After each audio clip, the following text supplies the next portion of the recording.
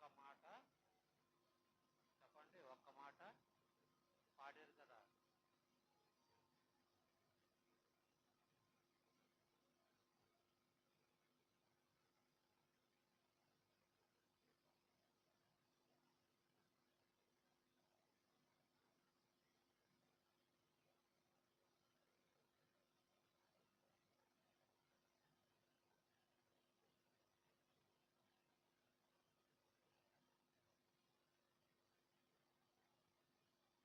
ఎవరన్నారు? ఒక్క మాట సెలవిస్తే చాలు, ఆ కుమార్తె శతాధిపతి శతాధిపతి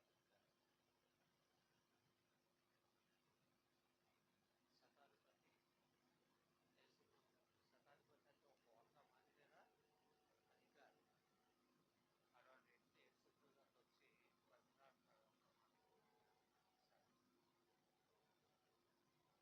అంటే దేవుని మాట ఎంత శక్తివంతమైనదో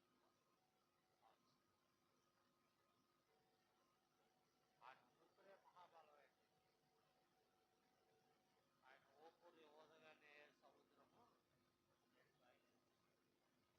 అంత బలమైన దేవుణ్ణి మనం నమ్మి మనం బలహీనంగా ఉంటున్నట్టు కారణం ఏంటంటే ఆ ఒక్క మాట మన ఏదో జవదాడుతూ ఉంటుంటాం.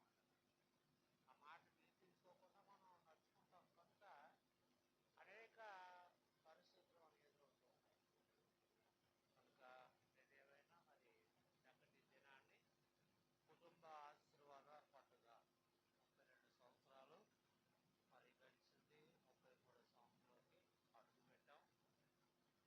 మరి యొక్క సమయంలో కుటుంబాలు ఎలాగ ఆశీర్వించబడ్డాయో మీరు సాక్ష్యం చెప్తారని కూడా నేను ఆశించాను. కానీ సమయం మీరే పోగొట్టుకున్నారు కనుక మనం సమయాన్ని వ్యర్థం చేయబడుతున్నందుకు కొనసాగుదాం. ఇక్కడ ఈ వాక్యం అనే వంటకాయ రోజున అక్కడ కిందేమో మధురమైన వంటకాయ రోజు ఆ వాసనకి కిందకి పైకి తిరుగుతుంటారు మీరు. మరి ఈ వాసనకి ఎక్కడ ఆగుతారో ఆ వాసనకి ఎక్కడికి వెళ్తారో మీరే తెలుసుకోండి. ఆ వాసన కానీ కిందికి వెళ్తే వాసన ఎప్పుడో తర్వాత మీరే తెలుసుకోండి. ఈ వాసన దగ్గర ఆగిపోతే ఇది తినగలరు, అంతకంటే రెట్టు 10 కూడా తినగలరు. మీరు ఎంత తిన్నా ఇంకా మాకు మిగిలిపోయిన ఆహారం ఉంటుంది. ఇంకా దేవునికి స్తోత్రం, హల్లెలూయా. కనుక 32 సంవత్సరాలు ఈ మందిర ప్రతిష్ఠ జరిగినటువంటి ఆ శుభదినాలు ఎన్నోనో జరుపుకున్నాం. ఎన్నో కుటుంబాలు బాగా దీవించబడి ఆశీర్వించబడి కొన్ని కుటుంబాలు సేవా జీవితంలోనికి వెళ్ళటం జరిగింది. సేవ చేస్తున్నట్టుగా మరి చాలా మంది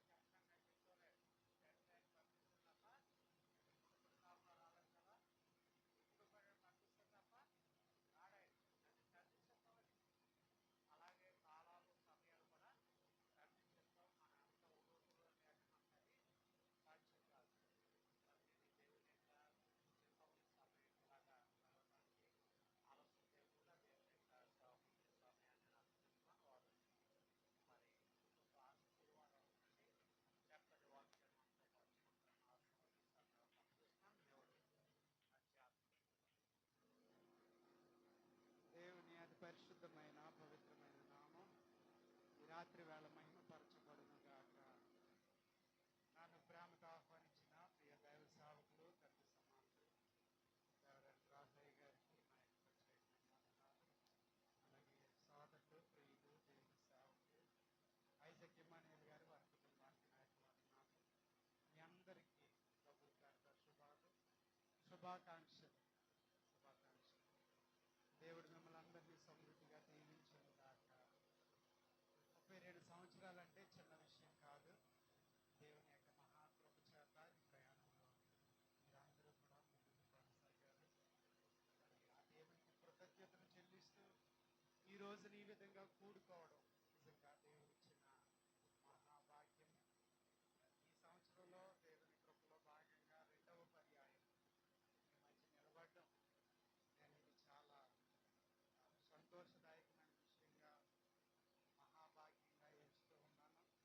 మరి గడిచిన నెల దైవజనుడు ఐజక్ ఇమ్మానుయేల్ గారు మా సంఘానికి వచ్చి నమ్మకత్వానికి వచ్చి అద్భుతమైన చక్కటి వర్తమానాన్ని ఇచ్చి మా సంఘాన్ని బలపరిచారు. వారికి వందనాలు. వీళ్ళ సంఘము అనగా పిలువబడిన వారు అని అర్థం. ఎక్కడి నుంచి పిలువబడ్డారు అంటే చీకటిలో నుండి దేవుని ఆశ్చర్యకరమైన వెలుగులోనికి. చీకటి అనగా పాపము, వెలుగు అనగా సాక్షాత్తు ప్రభు అయిన యేసుక్రీస్తు వారు. పాపములో నుండి క్రీస్తులోనికి పిలవబడిన వారే సంఘము.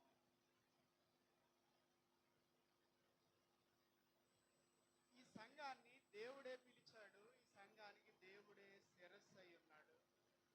మనమందరము కూడా తలో రాయి సజీవమైన రాళ్లమై ఉన్నామని వాక్యం తెలియజేస్తా ఉంది.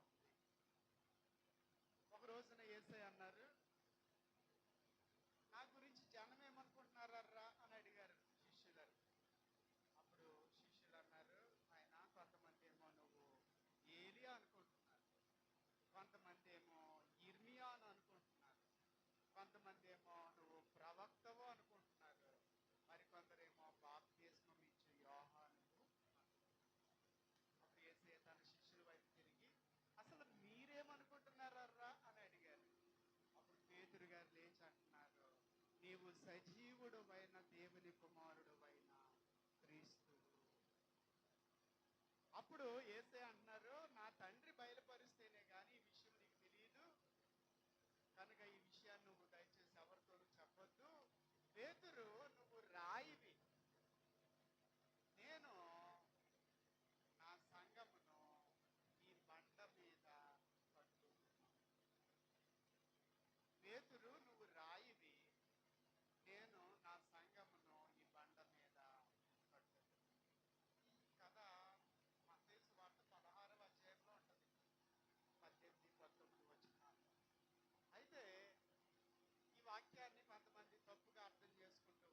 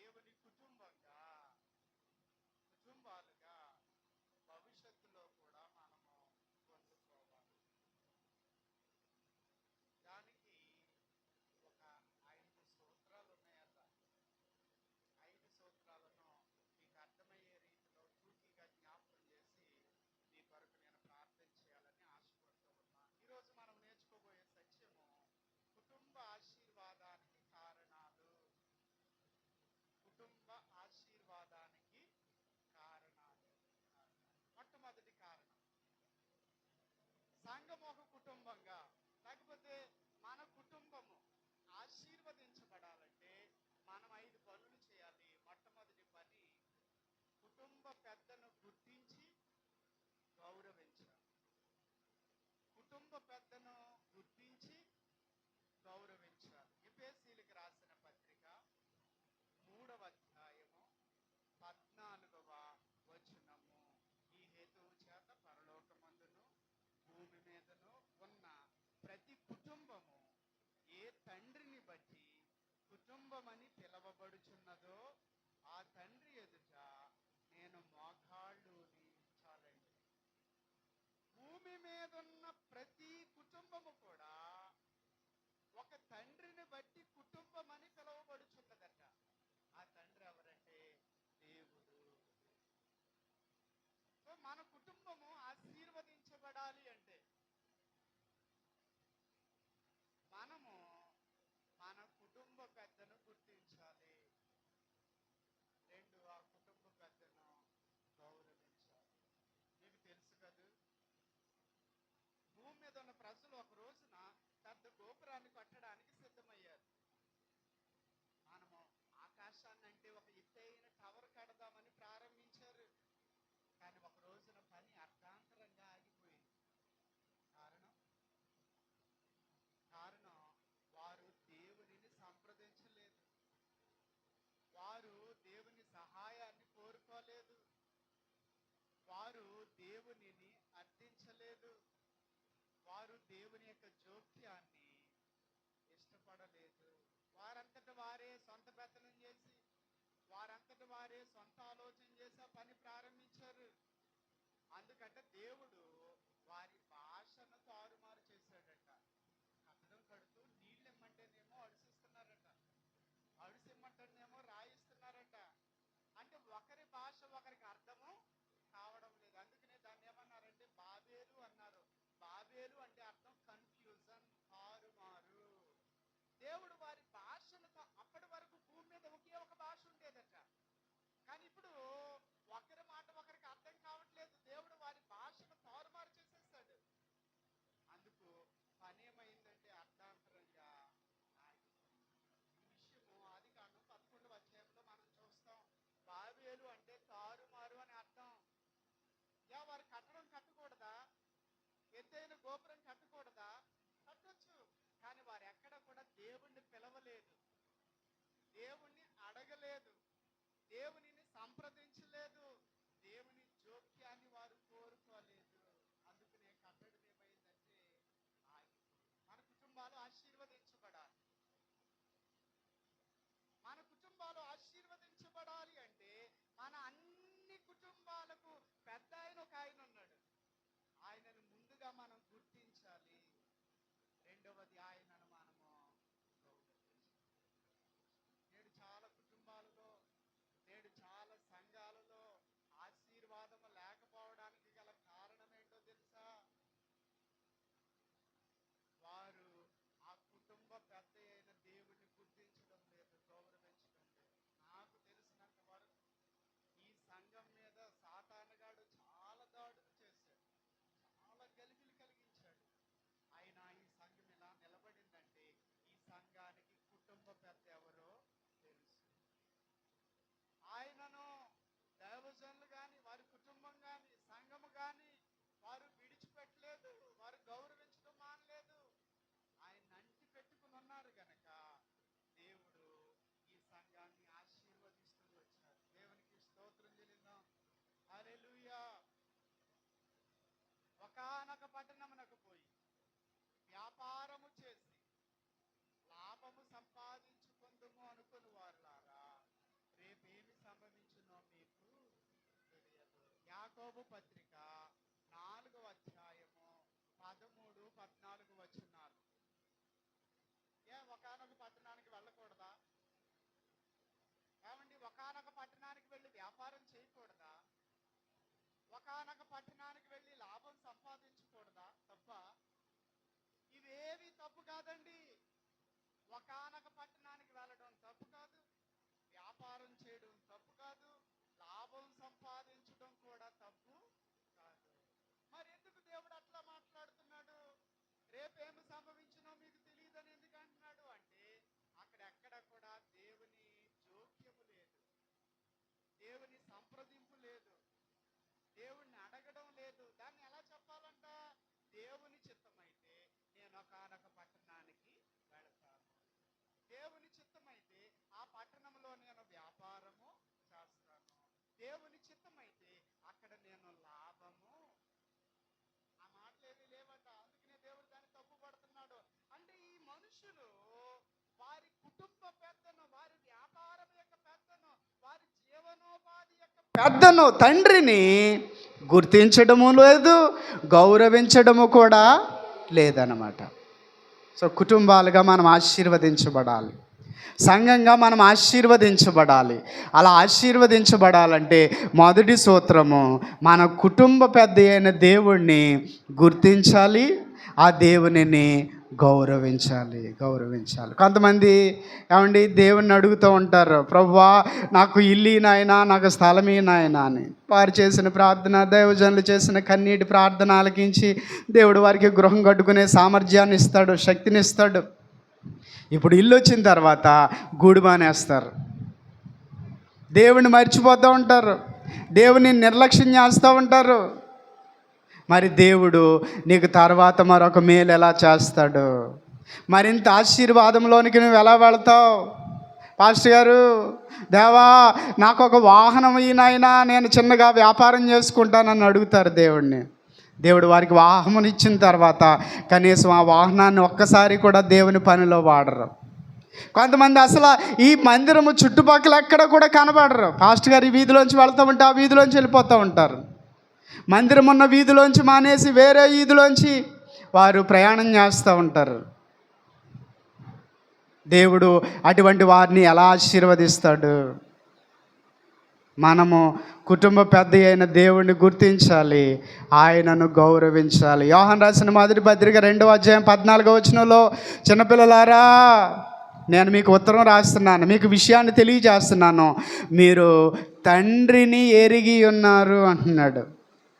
వారు ఏం చేస్తున్నారట? యోహాను భక్తుడు ఏ ప్రజలతో అయితే మాట్లాడుతున్నారో వారట తండ్రిని ఎరిగిన వారుగా ఉన్నారట. మనం కూడా దేవునిని ఎరిగిన వారముగా ఉండాలి, దేవునిని ఎరిగిన వారముగా ఉండాలి.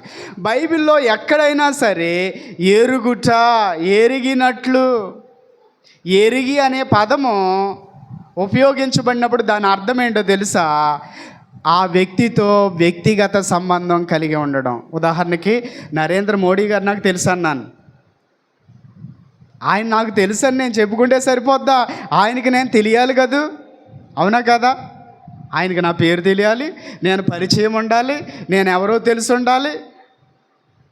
అప్పుడే అది విలువగా ఎంచబడుతుంది, ఘనముగా ఎంచబడుతుంది.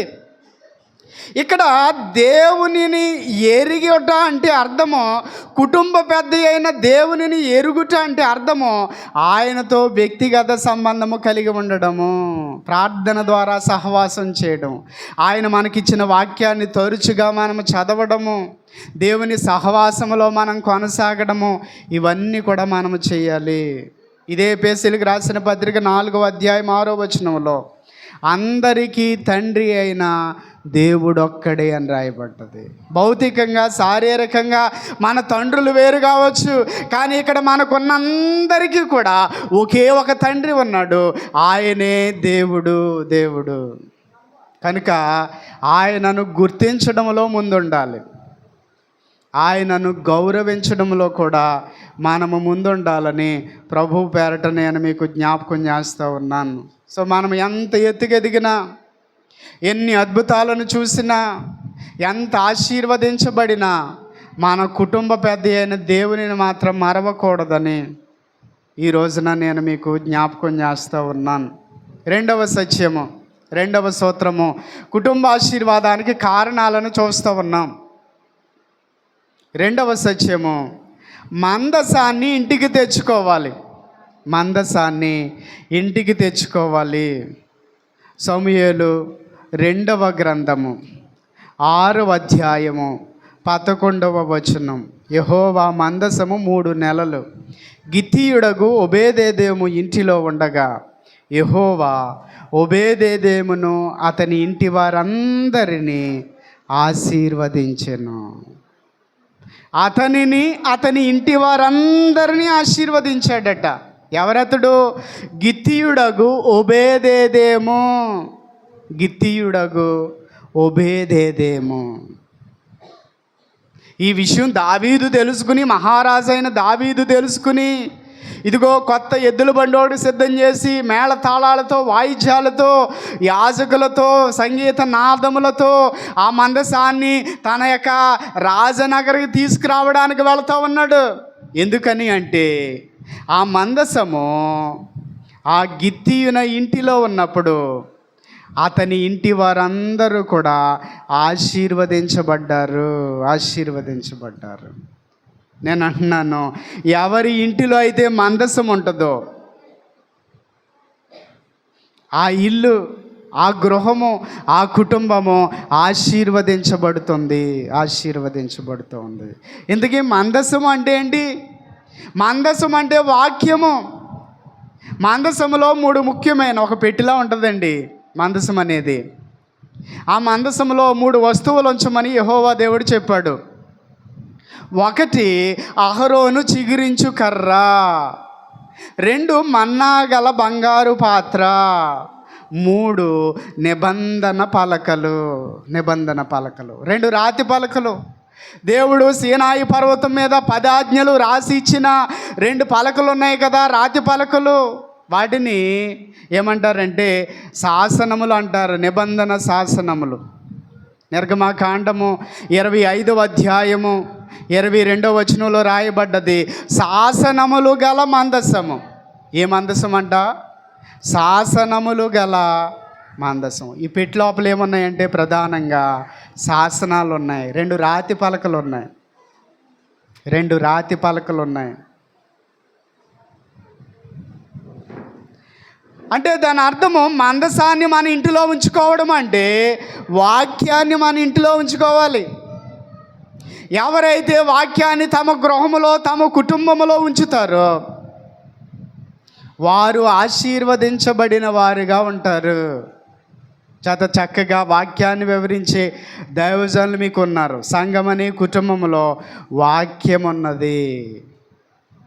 అలాగే మీ వ్యక్తిగత కుటుంబాలలో కూడా ఏముండాలో తెలుసా? వాక్యము ఉండాలి. చదువు వచ్చిన వారు ప్రతిరోజు ఆ వాక్యాన్ని చదువుతూ ఉండాలి.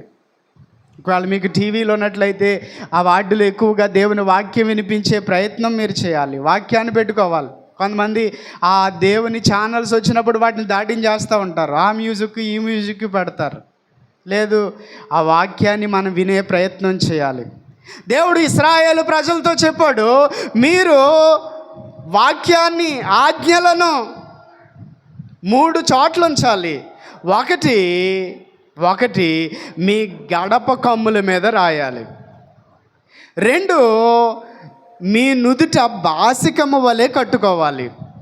3 మీ చేతికి ఒక కంకణము వలె ధరించాలి అన్నాడు. మీ గడప కమ్ముల మీద రాయాలి. అంటే ఈ పాలు తాగుతున్న చిన్నపిల్లోడు చిన్న వయసు నుంచి కూడా ఆ వాక్యాలను చూస్తూ పెరుగుతాడు. పెద్ద దిగిన తర్వాత అడుగుతాడు, అమ్మా నేను చిన్నప్పటి నుంచి చూస్తున్నాను, ఈ వాక్యం ఏంటమ్మా, ఈ వాక్యం యొక్క అర్థం ఏంటంటే ఆ తల్లి లేదా తండ్రి ఆ వాక్యాన్ని ఆ బిడ్డకు అందించవచ్చు. ఈ పసి హృదయం మీద తల్లి రాసిన ఆ వాక్యము, ఆ మాటలట ఏ మరటి చెయ్య కూడా చెరపలేదట, అలా ఉండిపోతాయి అంతే. అందుకని దేవుడు ఏమన్నాడంటే మీ గడప కమ్ముల మీద వాటిని వ్రాయమన్నాడు. 2వది మీ నుదుట బాసికము వలె కట్టమన్నాడు. 3వది మీ చేతికి ఒక కంకణము వలె కట్టమన్నాడు. దీని అర్థం ఏంటో చెప్పనా? జాగ్రత్తగా వినాలి. బాసికము వలె నీ నుదుట కట్టమన్నాడు అంటే నీ ఆలోచనలు ఎల్లప్పుడూ కూడా వాక్యానుసారమైనవై ఉండాలి. కొంతమంది ఇక్కడ బాగానే ఉంటారు, తల ఊపుతారు, నోరు ఆవలిస్తారు, చాలా ఆసక్తిగా ఉన్నట్టు ఉంటారు, కానీ ఒంటరిగా ఉన్నప్పుడు చాలా చెడ్డగా ఆలోచిస్తూ ఉంటారు.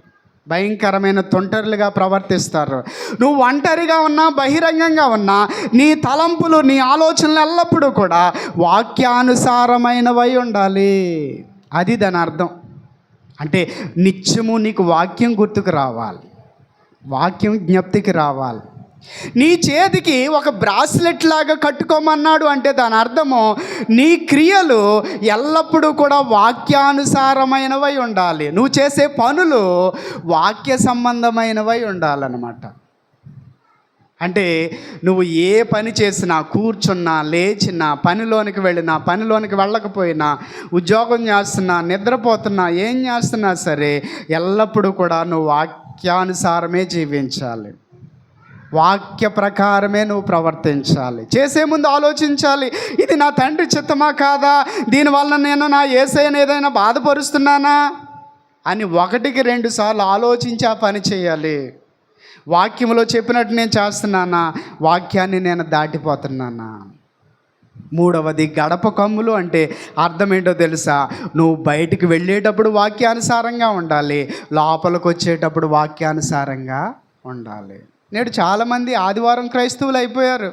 ఒక ఆదివారమే క్రైస్తవులుగా, పరిశుద్ధులుగా, దేవుని పిల్లలుగా ఉంటున్నారు.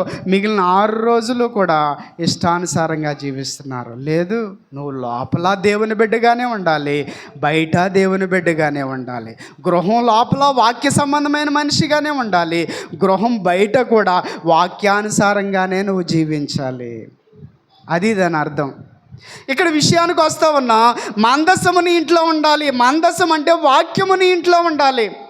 వాక్యము లేదా మందసం అనేది బలానికి సూచన అని వాక్యం తెలియచేస్తూ ఉంది. ఈ మందసము వాక్యంతో పాటు దేవుని బలానికి సూచనని కీర్తనల గ్రంథము 132వ కీర్తన 8వ శరణంలో నీ బలసూచకమైన మందసముతో రమ్ము అంటున్నాడు. నీ బలసూచకమైన మందసముతో. దేవుని మందసం అంట దేవుని బలానికి సూచనగా ఉందట. దేవునికి స్తోత్రం చెల్లిందాం. హల్లెలూయా. అంటే మందసము నీ ఇంట్లో ఉంటే దేవుని బలము నీతో ఉన్నట్టు. మందసము నీ ఇంట్లో ఉంటే అనగా వాక్యము నీలో ఉన్నట్లయితే, మందసము నీతో ఉన్నట్లయితే, నీ ఇంట్లో ఉన్నట్లయితే దేవుని బలము నీతో ఉన్నట్టే. ఏమంటే ఇశ్రాయేలు ప్రజలు ప్రయాణం చేస్తున్నారు. వాళ్ళు ఎర్ర సముద్రాన్ని దాటేశారు, అనేక గండాలు దాటేశారు. ఏమంటే ఇప్పుడు వాగ్దాన భూమిలోనికి ప్రవేశిస్తున్నారు. వారు వాగ్దాన భూమిలోనికి ప్రవేశించాలి అంటే ఒక నదిని దాటాలి. ఆ నది పేరు యోర్దాను. ఎలాగా? యెహోషువ, మోషే అయిపోయాడు, యెహోషువ కాలం వచ్చింది. యెహోషువ దేవునికి ప్రార్థన చేస్తున్నాడు. దేవుడు అన్నాడు, ఓ పని చేయండి, మీరు యోర్దాను చూసి భయపడకండి, అల్లిపోకండి. యాజకులు నా మందసాన్ని తీసుకుని వాళ్ళు ముందు నడవాలి, మిగిలిన వారందరూ కూడా వారి వెనకాల రావాలి. ఈ నిబంధన మందసాన్ని భుజాల మీద పెట్టుకుని యాజకులు నడుచుకుంటూ వెళుతూ తమ కాళ్ళు ఆ యోర్దాను నది నీటిలో పెట్టగానే పైనుంచి కిందకి ప్రవహిస్తున్న ఆ యోర్దాను నదట ఏకరాశిగా నిలిచిపోయిందట. యెహోషువ గ్రంథం 3వ అధ్యాయము 15-16 వచనాలు. అప్పుడు ఇశ్రాయేలు ప్రజలందరూ కూడా కొన్ని లక్షల మంది ఆ యోర్దాను నది దాటి అవతలకు వెళ్ళారు. ఆ తర్వాత యెరికోను జయించారు, ఆయన జయించారు, మరొక పట్టణాన్ని జయించి కనానును తమ స్వాధీనంలోనికి తెచ్చుకున్నారు. యోర్దాను వారి ముందు ఆటంకంగా ఉన్నప్పుడు ఆ యోర్దాను మీద వారికి విజయం ఇచ్చింది ఏంటో తెలుసా? వారితో కూడా ఉన్న నిబంధన మందసము. మందసం అంటే వాక్యం, మందసం అంటే దేవుని యొక్క బలానికి సూచన. అందుకనే కదా హెబ్రీయులకు రాసిన పత్రిక 4వ అధ్యాయం 12వ వచనంలో చెప్పబడ్డది, దేవుని వాక్యము సజీవమై బలము గలదై అని రాయబడ్డది. దేవుని వాక్యం అంట సజీవమైనది, దీనికి చావు లేదు. అందుకనే కొన్ని సంవత్సరాల క్రితం సీసాకాయలో ఈ వాక్యాన్ని పెట్టి సముద్రంలో వదిలేసినప్పుడు అది ఆ వేరే దేశం చేరుకోవడానికి కొన్ని నెలలు, సంవత్సరాలు పట్టినప్పటికీ ఆ వాక్యము ద్వారా అనేక మంది రక్షణ పొందారు. అనేక మంది మారారు. అట్టి శక్తి ఈ వాక్యానికి ఉంది. సజీవమైనది, మరణము లేనిది, జీవించుచున్నది, జీవింపచేయున్నది. ఆ వాక్యమే కదా ఈ రోజున మనల్ని ఈ స్థితిలో ఉంచింది. తర్వాత చెప్పబడుతుంది, దేవుని వాక్యము సజీవమై బలము గలదై. దేవుని వాక్యానికి ఉన్న గొప్ప లక్షణం ఏంటో తెలుసా? బలం ఉంది దేవుని వాక్యంలో. చేత మందసాన్ని ఇంట్లో పెట్టుకోవడం అంటే దేవుని వాక్యాన్ని నీ ఇంటిలో ఉంచుకోవడం. ఎప్పుడైతే దేవుని వాక్యము నీ ఇంటిలో, నీ గృహంలో, నీ కుటుంబంలో ఉందో నీకేం కలుగుతుందో తెలుసా? ఆశీర్వాదము కలుగుతుంది, ఆశీర్వాదము కలుగుతుంది. అందుకనే ఏం మిస్ అయినా మనం వాక్యానికి మిస్ అవ్వకూడదు. వాక్య సమయానికి మనం వచ్చి ఎన్ని పనులున్నా దేవుని మందిరంలోకి వచ్చి పడిపోవాలి. ఎందుకంటే ఈ వాక్యాన్ని మించింది ఏది కూడా లేదు. ఇదే మన బ్రతుకులను కట్టేది, ఇదే మన బ్రతుకులను బాగు చేసేది, ఇదే మనకు సౌఖ్యాన్ని ఇచ్చేది. ఈ వాక్యమే మనలను బలపరిచేది. ఆ వాక్యము మీ కుటుంబాల్లో ఉందా లేదా? ఆ వాక్యమే మీ గృహంలో ఉందా లేదా? ఒకసారి మీరు ఆలోచన చేయాలని ప్రభు పేరట నేను మీకు మనవి చేస్తూ ఉన్నాను. అంచేత ఈ ప్రయాణాన్ని నడిపించింది ఆ వాక్యమే. ఈ సంఘాన్ని ఈ విధంగా కట్టింది కూడా వాక్యమే. నేడు చాలా సంఘాలలో చక్కటి అలంకరణలు, చక్కటి వసతులు, చక్కటి సౌకర్యాలు ఉన్నాయి, కానీ సరి అయిన వాక్యము లేదండి. కానీ దేవుడు ఈ సంఘములో చక్కటి వాక్యాన్ని మీకు అందిస్తూ ఉన్నారు. ఈ కుటుంబంలో మాత్రమే కాకుండా ఈ వాక్యము మీ కుటుంబాలలో కూడా ఉండాలని ప్రేమతో నేను మీకు మనవి చేస్తూ ఉన్నాను. దేవునికి స్తోత్రం చెల్లిందాం. హల్లెలూయా. 3వ సూత్రము, కుటుంబ ఆశీర్వాదానికి 3వ కారణము, ముందుగా పిసికిన పిండి ముద్దను యాజకునికి ఇవ్వాలి. ముందుగా పిసికిన పిండి ముద్దను యాజకునికి ఇవ్వాలి. యెహెజ్కేలు గ్రంథము 44వ అధ్యాయము 30వ వచనము. మీ ప్రతిష్ఠితార్పణములన్నిటిలోనూ, తొలుచూలు వాటన్నిటిలోనూ, మొదటివియు ప్రథమ ఫలములన్నిటిలోనూ మొదటివియు యాజకుల వగును. ఈ మాట జాగ్రత్తగా గమనించాలి. మీ కుటుంబములకు ఆశీర్వాదము కలుగునట్లు మీరు ముందుగా పిసికిన పిండి ముద్దను యాజకులకు ఇవ్వవలెను. కుటుంబ ఆశీర్వాదానికి కారణాలు చూస్తున్నాం.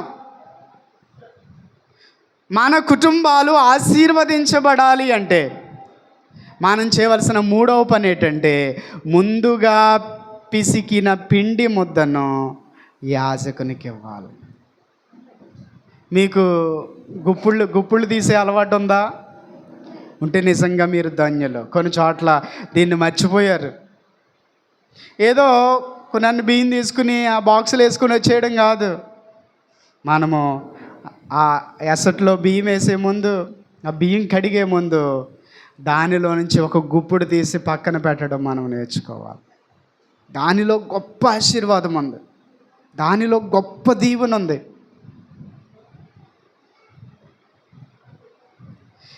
దేవుడు నీకు ఏదైనా మంచి చేశాడా, మేలు చేశాడా, వెంటనే నీ దైవజనులు నీకు గుర్తుకు రావాలా. నీకు ఏదైనా ఒక శుభం జరిగిందా, వెంటనే నీ యొక్క దాసులు, నీ దైవజనులు నీకు గుర్తుకు రావాలి. చాలామందికి దైవజనులు కష్టంలో ఉన్నప్పుడు, వారి అవసరాల్లో ఉన్నప్పుడు, వారి బాధలో ఉన్నప్పుడు జ్ఞాపకం వస్తారు, కానీ మేలు జరిగినప్పుడు గుర్తుకు రారు. అసలు పాస్టర్ గారు ఎక్కడ ఉన్నారో కూడా గుర్తు చేసుకోరు. పాస్టర్ గారిని పెద్ద పట్టించుకోరు. వారికి బాధ కలిగినప్పుడు మాత్రం పాస్టర్ గారి దగ్గరికి వచ్చి వాళ్ళు కన్నీరు గార్చేసి పాస్టర్ గారిని కన్నీరు గార్చమని, ఉపవాసం ఉండమని ప్రాధేయపడి అడుగుతూ ఉంటారు. కొంతమంది అయితే గంటల తరబడి ఆ నిలువు కాళ్ళ మీద అలా మాట్లాడుతూనే ఉంటారు. ఓపికగా అవన్నీ వింటూ ఉండాలి దైవజనులు. దైవజనుడు నీ కష్టంలో నీకు కావాలి, కానీ నీకు సంతోషం కలిగినప్పుడు అవసరం లేదా? వాక్యం ఏం చెప్తుంది? మనము కుటుంబాలుగా ఆశీర్వదించబడడం కొరకు మనము ముందుగా పిసికిన పిండి ముద్దను ఏం చేయాలట? యాజకులకు ఇవ్వాలి. అనగా దాని అర్థం ఏంటంటే మొదటి ప్రాధాన్యతనివ్వాలి. దైవజనులకు, దేవునికి మొదటి ప్రాముఖ్యతనివ్వాలి. అన్నీ చక్కబెడతాం, కానీ దైవజనులు చక్కబెట్టాం. నీ బిడ్డకు పెళ్లి కుదిరిందా? మొదటి కార్డు దేవుని మందిరంలో ఉండాలి, దైవజనులకు తెలియచేయాలి. దేవుడు నీకు ఏదైనా మేలు చేశాడా?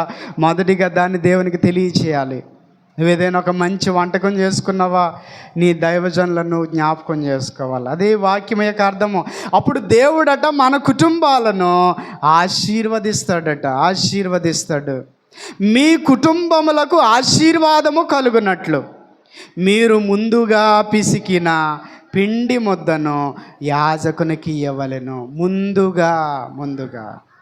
ముందుగా అనే మాటను మనం ఎన్నటికీ మర్చిపోకూడదు. ఒక రోజున యేసయ్య అంటున్నారు, అసలు అలిసిపోతున్నారట, భోజనం చేయడానికి కూడా ఆయనకు కానీ శిష్యులకు కానీ అవకాశం ఉండడం లేదట.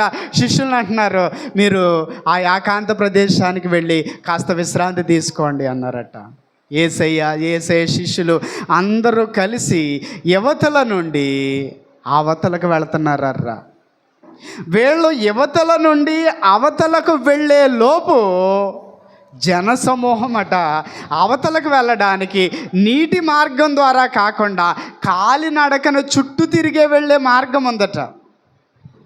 వీళ్ళు యువతల నుండి అవతలకు వెళ్ళే లోపు ఈ కాలినడకని ఇలా చుట్టూ తిరిగి ఆ దోణి అవతలకు వచ్చే లోపు వాళ్ళకంటే ముందుగా అక్కడికి వచ్చారట. యేసుప్రభు వారి శిష్యులు అవతల ఒడ్డుకు వచ్చే లోపు వీరికంటే ముందుగా ఈ జనసమూహము ఆయన చెప్పే మంచి మాటలు వినడం కొరకు కాలినడకన చుట్టూ తిరిగి ముందుగా అక్కడికి వచ్చారు. మార్కు సువార్త 6వ అధ్యాయము 33వ వచనంలో చెప్పబడ్డది, పరుగెత్తి ముందుగా వచ్చిరి. ఆ దూరం ఎంత అనుకుంటున్నారు? దాదాపు 13 కిలోమీటర్లు. వీళ్ళు ఈ నది దాటి అవతలకు వెళ్ళే లోపు ఈ 13 కిలోమీటర్లు పరిగెత్తుకుంటా యేసయ్య కంటే ముందుగా, శిష్యుల కంటే ముందుగా వచ్చి అక్కడ కూర్చున్నారంట. అంటే వారికి వాక్యం మీద ఎంత ఆసక్తి ఉందో చూడండి. ఎప్పుడైనా అందరికంటే ముందుగా వచ్చావా దేవుని మందిరానికి? అందరికంటే ముందుగా ఎప్పుడైనా పాట పాడావా? అందరికంటే ముందుగా ఎప్పుడైనా దేవునికి ఇచ్చావా?